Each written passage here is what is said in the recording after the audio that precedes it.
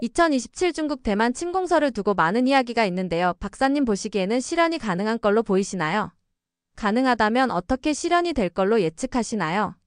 우선 중국이 대만을 통일하려 하는 강력한 의지를 가지고 있고 한 발 한 발 추진하고 있는 것에 대해서 저는 의심하지 않습니다. 그것이 2027년일 거냐? 그렇게 얘기할 수 있냐? 그건 불확실성이 있죠. 그러나 만일 큰 변화가 없다면 아마도 2027년이 가장 가능성이 높은 해였을 겁니다. 그런데 이번 전승절에서 여러 가지 모습을 보여줘야 됐듯이 인민해방군 내의 문제도 지금 노출이 되고 했으니 이로 인해서 정비하는 시간이 좀 더 걸릴 수 있지 않느냐, 이런 생각은 해볼 수 있겠습니다. 또 하나는 트럼프 행정부가 사실 어떻게 나올지 알 수가 없는 거죠. 만일 미국의 개입이 불확실하거나 가능성이 높지 않다면 중국은 언제라도 감행할 가능성이 크죠. 그런데 미국의 개입에 의해서 미국과 무력 충돌을 하게 된다면 중국으로서는 미국의 개입을 확실히 막을 수 있는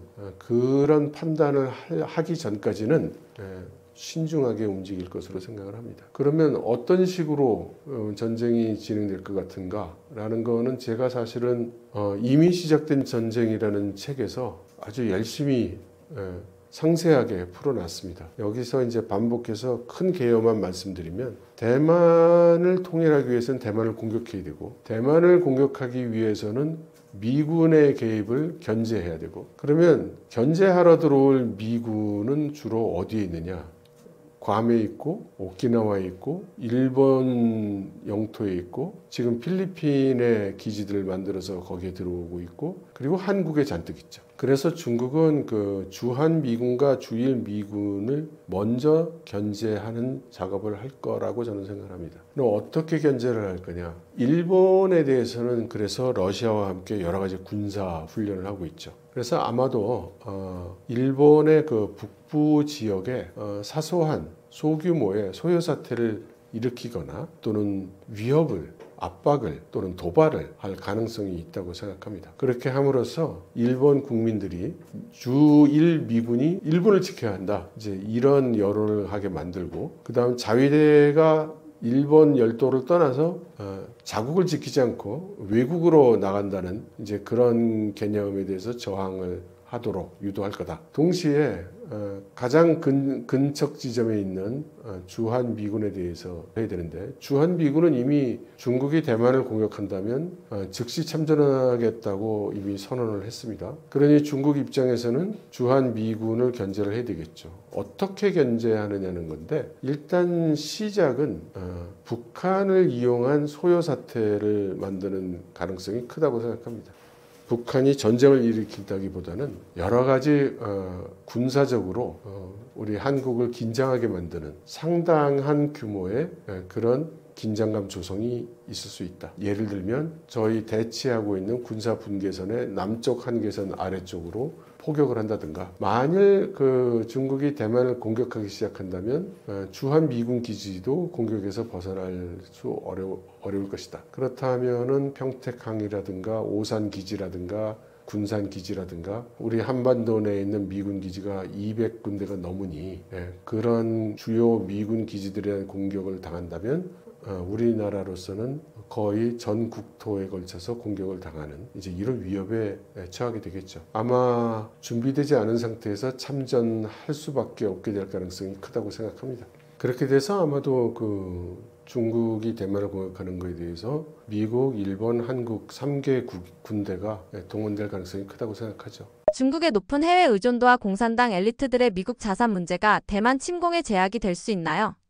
중국은 전 세계에서 가장 산업적으로 독립되어 있는 국가입니다. 일단 전략 자원은 세 가지 정도가 종속도가 있었지만 지난 25년간 많이 준비를 해와서 지금 거의 극복되어 있는 상태고 우리가 보통 얘기하는 글로벌 공급망 공급망이라는 관점에서 본다면 세계에서 유일하게 모든 공급망을 국내에 가지고 있는 그런 국가입니다. 따라서 중국에 대해서 해외 시장 종속도라고 이야기할 때는 아마 그 뜻이 중국은 수출을 많이 해서 돈을 벌어오고 있으니까 수출을 못하게 되거나 그러니까 미국이나 유럽이 안 사줘서 수출을 못하게 되면 어렵지 않겠냐, 뭐 이런 논리에서 나온 말로 보여요.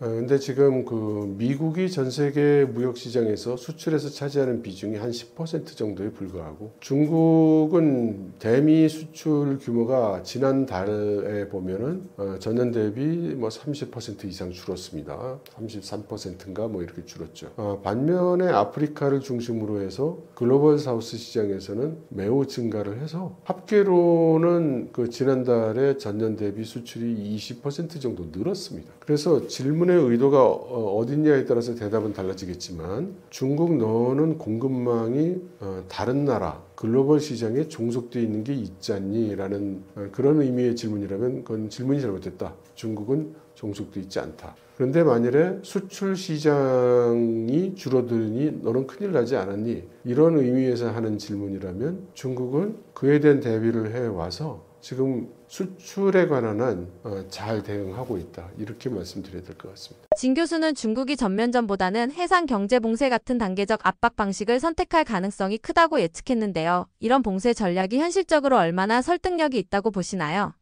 해상 봉쇄를 해서 대만을 어떻게 한다라는 의미로 발언을 했다기보다는, 현재 중국이 대만을 도모하려고 한다면, 대만을 무력 통일하려고 한다면 그것은 간단한 일이다 라는 그런 취지의 이야기를 한 걸로 보여요. 그러면서 예를 들었는데, 그 예에서 예를 들면 해상 봉쇄만 해도 간단하지 않겠냐, 일주일만 봉쇄를 해도 대만은 견디기 어려울 것이다, 이제 이런 발언을 했었죠. 근데 그거를 중국이 대만을 도모하는 방법으로 해상 봉쇄를 유력하게 생각할 것이다, 이렇게 이야기한다면 조금 도약이 있죠.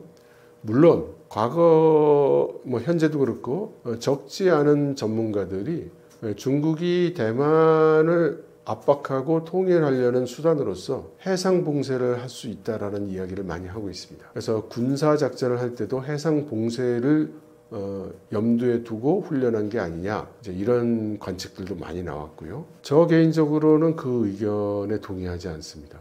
왜냐하면 만일 외부의 개입이 없다면, 다시 말해 미국의 개입이 없다면 대만은 버틸 힘도 없고 사기부터 없을 거예요. 그래서 뭐 일주일, 이주일 봉쇄가 아니라 그냥 상륙을 해도 사실 제대로 저항하기 어려울 겁니다. 봉쇄를 한다는 것은 상당 시간을 투입한다는 얘기인데, 지금 미국의 항공모함 전대가 예를 들어 괌에서부터 대만 해협 근처까지 준비해서 오는데 2주 정도 걸리거든요. 그런데 그거를 더군다나 해군력과 공군력에서 미국에 대해서 많이 떨어지는 중국이 공해상에서 대만을 에워싸고 일주일이건 2주일이건 봉쇄를 하고 있는다. 저는 매우 불합리한 생각이라고 생각하고요. 따라서 그럴 가능성은 매우 적지 않은가 이렇게 보고 있습니다. 청년 실업 등 경제 불안 속에서 중국 내 대만 전쟁을 지지하는 여론은 어느 정도인가요? 중국에 사실 여론이라는 게 어떻게 돼 있는가라는 질문은 그 질문의 내용이 무엇이든 간에 대답하기가 어렵습니다. 왜냐하면 중국은 국영 언론밖에 없는 국가고 언론이 통제되고 있는 나라 아닙니까? 그러면 중국의 여론이 어떤가 라는 거는 우리나라처럼 누구나 자유롭게 이야기하고 누구라도 자기 채널을 만들어서 자기가 하고 싶은 이야기를 하고, 이런 나라에서 가능한 이야기고요. 중국같이 중국 공산당 일당 전제주의 국가에서는 당이 결정하면 언론도 그 이야기만 나오는 것이고, 전문가도 그 이야기만 하는 것이고, 공무원도 그 얘기만 하는 것이고, 학교 선생님도 그 얘기만 하는 겁니다. 그러니까 중국의 여론이 어떻게 될 것 같으냐라는 질문은 사실 좀 하기 어렵죠. 굳이 대답한다면 모두 그건 뭐 껌이잖아, 뭐 이게 중국의 여론이라고 할 수 있습니다. 올해 전승절 열병식이 역대 최대 규모로 치러졌는데요. 이번 행사가 중국 내부와 국제사회에 어떤 메시지를 담고 있다고 보시나요? 중국, 특히 시진핑 주석 입장에선 던지고 싶은 메시지가 많았죠. 그걸 어떻게 받아들이냐는 거는 뭐 수용국의 입장에 따라 다르겠습니다만, 근데 아마 가장 중요한 건 중국 내부에 대한 메시지였을 거예요. 작년 6, 7월경부터 시행이 됐던 인민해방군 중에 로켓군에 대한 대규모 고위 장성들에 대한 숙청이 있었습니다. 연이어서 그 국방 비리, 방산 비리에 입각해서 여러 방위산업체 지도자들도 검거가 됐었죠. 그리고서 작년 연말 그리고 금년 연초 통해서는 군사위원회의 고위직들이 또 하야하는 이제 그런 일련의 사태가 있었습니다. 그러니까 모두들 걱정을 하게 되겠죠. 지금 군대는 괜찮은 것인가? 우리 방위 산업은 괜찮은 것인가?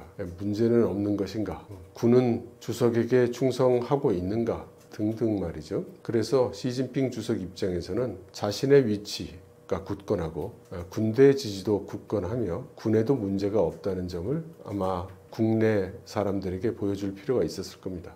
그리고 일단 대만 쪽에 대한 메시지가 담겨져 있죠. 지금 우리는 준비가 다 돼 있고 이렇게 우리가 월등한 무력을 가지고 있으니 다른 생각을 하지 않는 게 좋겠다. 이런 대만으로 대항할 생각을 좀 꺾고자 하는 이제 이런 메시지가 심어져 있다고 하겠죠. 또 특히 연설 내용 중에도 그런 내용이 있었고요. 그리고 세 번째는 당연히 미국이 될 겁니다. 그래서 미국으로 하여금 우리가 대만을 통일함에 있어서 여기에 대해서 만일 개입을 한다면 우리가 이 정도로 준비되어 있다라는 것을 보여준 거죠. 그래서 이번에 사열에 나온 여러 가지 무기들을 보면 신무기들이 많이 나왔죠. 신무기들이 많이 나올 거라는 건 이미 예상했던 일입니다. 왜냐하면 개발하고 생산했던 신무기들이 문제가 없다는 것을 국내에 보여줘야 했으니까 많이 나온다는 것은 이제 이미 예상됐던 일이죠. 그런데 그 무기류들이 크게 두 가지 무기들이 제일 많았죠. 하나는 장거리 무기로 미국 전역을 타격할 수 있다는 것을 시사하는 이제 그런 신무기들이 많이 나왔죠. 그래서 장거리 무기들은 더 크고 더 길고 더 나가는 이제 그런 무기들이 많이 사열에 나왔습니다. 반면에 육상 무기들은 대만이 주요 타깃이었겠죠. 그래서 경량화된 그런 무기가 많았습니다. 그리고 미국을 겨냥해서는 새로 만들어진 우주군이라든가 정보지원군이라든가 이제 이런 새로운 군종의 무기들이 좀 많이 사열이 나왔죠. 결국 하고 싶은 얘기는 뭐냐?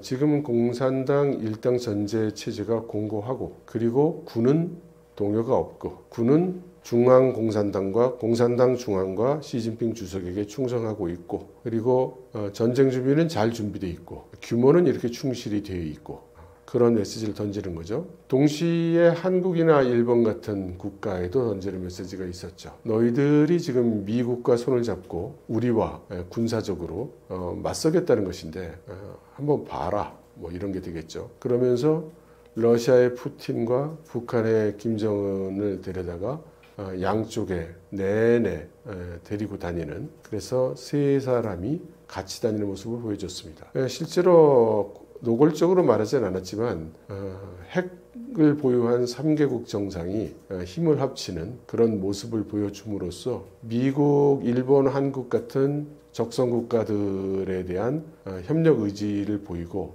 또 동시에 브릭스 국가, SCO 국가 이런 글로벌 사우스 국가들한테는 그들이 충분히 단결되어 있고 미국이나 서방에 대응할 충분한 태세가 되어 있다는 것을 이제 보여준 거죠.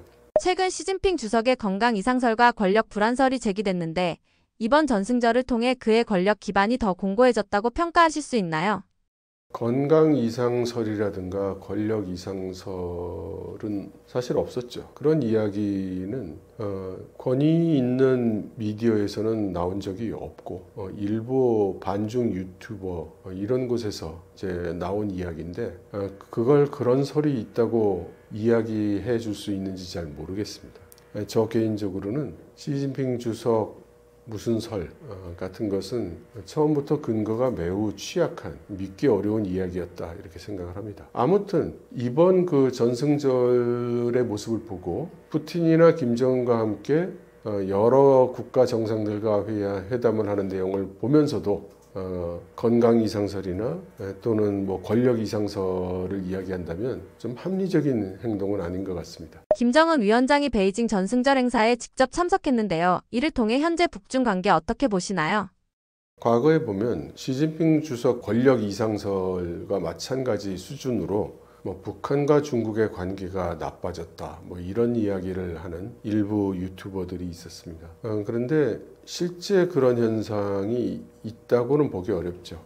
북한이나 중국이나 러시아 이 3개국의 이해관계를 구조적으로 보면 이 3개 국가는 인접국가로서 여러 가지 불편한 점은 있겠지만 전략적 이해관계는 서로 적대할 수도 없고 서로 협력해야 되는 관계죠. 그리고 원래 중국은 러시아가 우크라이나와 전쟁을 하고 있기 때문에 여기에 적극적으로 지원한다는 그런 인상을 주는 것을 피해왔고, 또 북한이 러시아의 그 우크라이나 전쟁에 참전했기 때문에 북한을 그런 군사적 면에서 지원하고 있다는 그런 말을 듣고 싶어 하지 않았습니다. 이제 그렇게 해서 공식적으로 그렇게 가까운 모습을 보여주는 일이 줄어든 게 아마도 북한과 중국 사이가 멀어졌다, 이런 소문들의 어떤 근거가 되고 있었던 것 같은데요. 이제 확실한 거죠. 중국과 북한의 관계는 이제 밀접해졌습니다. 그리고 거기에는 한국에 대한 여러 가지 중국의 요구사항이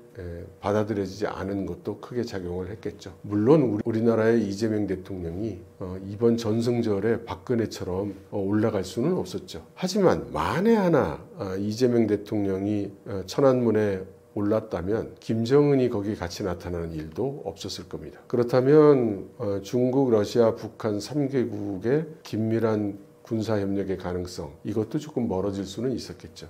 그 어느 것을 선택하느냐는 건 한국이 선택한 결과라고도 할 수 있겠습니다. 헝다그룹이 얼마 전 상장 폐지되면서 중국 부동산 부채 문제가 다시 주목받고 있는데요. 이 사태가 중국 경제 전반에 어떤 장기적 충격을 주고 있다고 보시나요?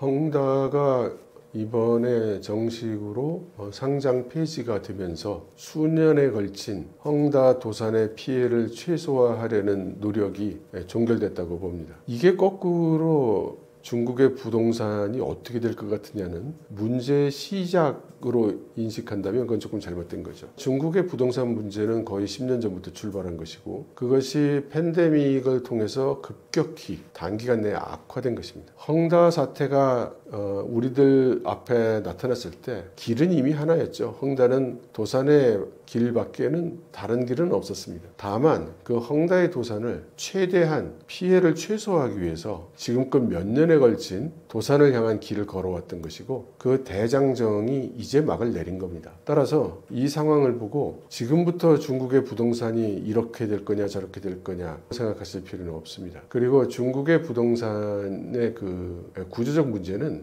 헝다 몇 개 정도 도산하는 규모가 아니고 훨씬 엄청나게 큰 규모이기 때문에 이것이 마치 우리나라에서 부동산 경기 일구듯이 어디 뭐 규제 좀 풀어주고 돈 좀 풀어주면 부동산 가격 올라가는 식의 그런 방식으로 움직일 수 있는 문제가 아닙니다. 제가 생각할 때는 앞으로 10년, 20년 뭐 이 정도 기간 내에는 중국의 부동산이 과거와 같이 그런 식으로 상승하는 그런 일은 없을 겁니다.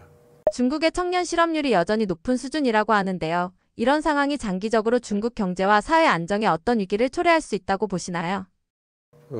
중국 사회에 있어서 젊은이들의 취업이 안 되는 것은 비단 실업 문제라고 할 정도에 그치는 것이 아니라 국가 경제는 물론이고 사회와 체제까지 흔들 수 있는 매우 중대한 사안입니다. 그러면 제가 이 질문을 많이 받는데 제 기억으로는 지난 5년 동안 받아온 것 같습니다. 중국의 실업이 자꾸 늘어나고 있는데 이러다 망하지 않을까요? 사람들이 일어나지 않을까요? 공산당이 쓰러지지 않을까요? 중국이 파산하지 않을까요?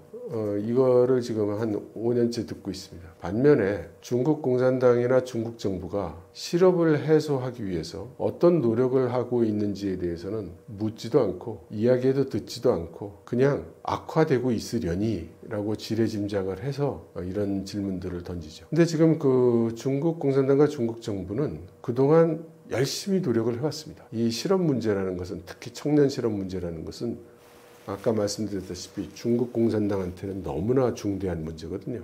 할 수 있는 갖은 방법을 다 쓰고 있다고 생각하시면 됩니다. 그런데 해소가 되느냐? 해소가 잘 안 되고 있습니다.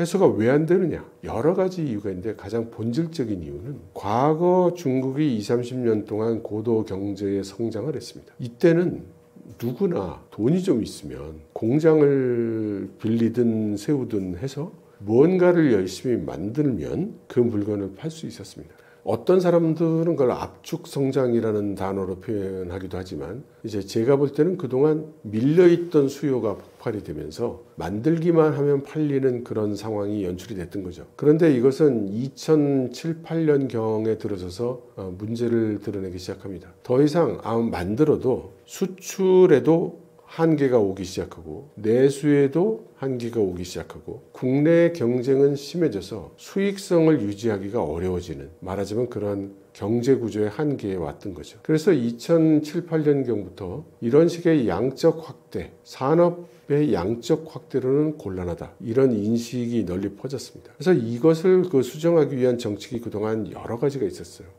우리가 들어서는 잘 모르겠는 표현이어서 그렇지 공급측 개혁이다, 뭐 이런 말도 그 말이고, 이 문제를 해결해야 된다는 말이고, 뭐 고품질 성장이다, 뭐 이런 말도 이 상황을 나타내는 말이었습니다. 그리고 가장 최근의 정책으로 나온 캐치프레이즈는 신질 생산력이죠. 신질 생산력으로 돌파해야 된다, 이렇게 얘기하고 있고, 다 이론적으로 맞는데 해내기 어려운 그런 정책이고, 따라서 그 실현 가능성이 굉장히 의심이 되는, 믿기가 어려운. 그래서 나는 남들이 그렇게 해서 성공하는 걸 보고 나서 따라서는 해볼게 라는 자세가 지금 만연해 있다고 봅니다. 그러니까 다들 관망하는 거죠. 그 결과 지금 중국의 경제체제 내에 고여있는 자본이 사상 최대입니다. 그리고 기업이 보유하고 있는 현금성 자산도 사상 최대고, 가구가 가지고 있는 돈도 사상 최대입니다. 돈을 안 쓰는 게 아니라 못 쓰는 거예요. 무서워서. 그렇잖아요. 장사를 하면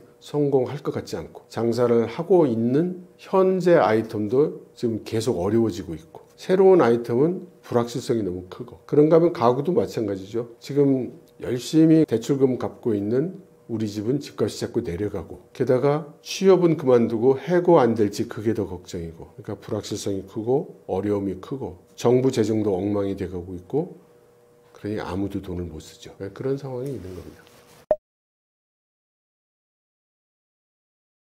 저는 중국에 대한 이야기를 여기저기서 많이 하고 다니는데요. 언제나 그 질문을 듣고 있노라면 어디선가 들었던 질문을 계속해서 수년간 반복해서 대답을 하고 있는 저 자신을 발견하게 됩니다. 왜 이런 현상이 있느냐면 우리가 중국을 너무 몰라서 그래요. 그들이 체제가 전혀 다르다는 것, 이데올로기가 전혀 다르다는 것, 생각하는 방식이 전혀 다르다는 것, 가치관이 전혀 다르다는 것, 정부가 움직이는 메커니즘이 전혀 다르다는 것, 이것을 이해를 못한 상태에서 단지 그들을 가리키는 단어가 같다고 해서, 예를 들어 중국 정부 그러면 우리나라 정부랑 똑같은 걸로 생각하는 거죠. 중국 공산당 그럼 우리 무슨 민주당이나 국힘당 똑같이 당이잖아, 정당이잖아, 이렇게 생각하는 거죠. 공안 그러면 우리나라 경찰? 이렇게 1대1로. 그렇지 않습니다. 그냥 상당한 큰 차이가 있고, 그래서 우리와 완전히 다른 체제에서 다른 이데올로기, 다른 가치관을 가지고 사는 사람들이며 국가이기 때문에 다른 점을 보고 이상하다고 생각할 때에는 그들은 무엇이 우리와 다른가, 이런 것들을 조금씩 생각하시고 조금씩 파악해 가시면 보다 정확하게 중국을 좋아하는 게 아니라 중국을 이해하실 수 있을 거고, 그렇게 되면 중국을 우리가 어떻게 대해야 되는지, 어떻게 대응해야 옳은지, 그래야 우리에게 도움이 되는지, 이런 것도 충분히 생각하실 수 있을 거라고 믿습니다. 그러니 조금씩 노력해 주시면 어떻겠습니까? 여러분, 오랜 시간 재미없게 말씀을 드린 것 같은데 열심히 끝까지 들어주셔서 감사합니다.